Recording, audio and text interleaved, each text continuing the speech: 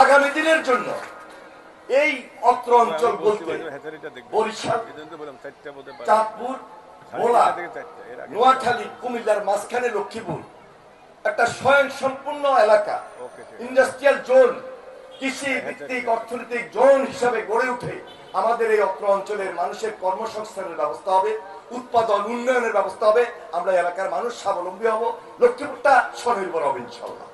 সেই দিকে আমরা যাচ্ছি। এটা ছিল প্রেসিডেন্ট জিয়ার রাজনীতি।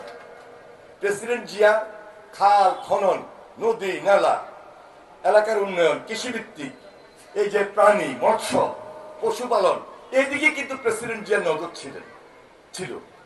আজকে প্রেসিডেন্ট জিয়া নাই, তার অনেক অসমাপ্ত কাজ আছে। বেগম খালেদা জিয়া, মরহুমা বেগম খালেদা জিয়া অনেক চেষ্টা করেছেন, অনেকবার লক্ষ্মীপুরে এসেছেন, চর রমণীমণি গিয়েছেন, আমাদের এই অঞ্চলে বারবার এসেছেন, ওনারা অনেক অসমাপ্ত কাজ আছে। তাহলে আজকে এগুলো সম্পূর্ণ কে করবেন? তারেক রহমান করবেন। বাংলাদেশের প্রধানমন্ত্রী, একটা দেশে একটা পরিবারের দুজন হলেন প্রধানমন্ত্রী, একজন ছিলেন প্রেসিডেন্ট। পৃথিবীর ইতিহাসে দেখান।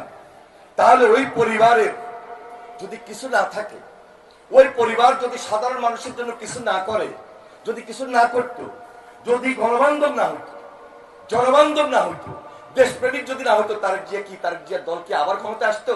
এই যে জেলেদেরকে আমরা তালিকাভুক্তি করছি, যারা বাদ আছেন তাদেরকে তালিকাভুক্তির আওতায় আমরা আনবো, নিবন্ধনের আওতায় আনবো আমরা।